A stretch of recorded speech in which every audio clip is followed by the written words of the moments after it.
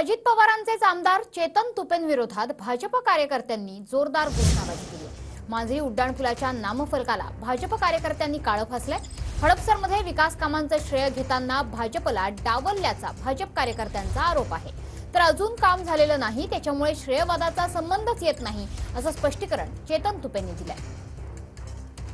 पण आमदारला विनंती आहे की ज्या ठिकाणी तुमचे कार्यक्रम होते, तुमचे या ठिकाणचे स्थानिक तुमचे पदाधिकारी या ठिकाणी आमच्या भारतीय जनता पार्टीच्या पदाधिकाऱ्याला कार्यकर्त्याला डावलतात, तुम्ही सुद्धा आम्हाला डावलताय, तर युती धर्म फक्त आम्हीच पाळायचा का?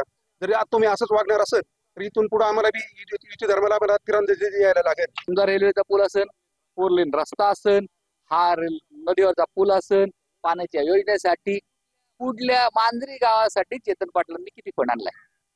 प्रत्येक मांजरी गावाचा मांजरीकरांचा हा प्रश्न आहे। इथून पुढे योगेश अण्णांचं प्रत्येक पार्टीवरती नाव दिसलं पाहिजे की ते काम अजून पूर्ण झालेलं नाही, त्याचं उद्घाटन नाहीये, त्यामुळे श्रेयवादाचा कसला प्रश्नच येत नाही।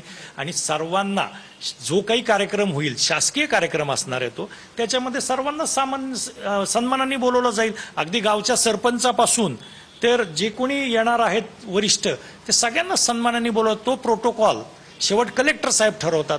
त्याच्यामुळे याच्यात कुठलाही विषय नाही। त्यांचा जो काही गैरसमज असेल तो त्याचाच गैरसमज दूर होईल, त्याच्यात माझ्या मनात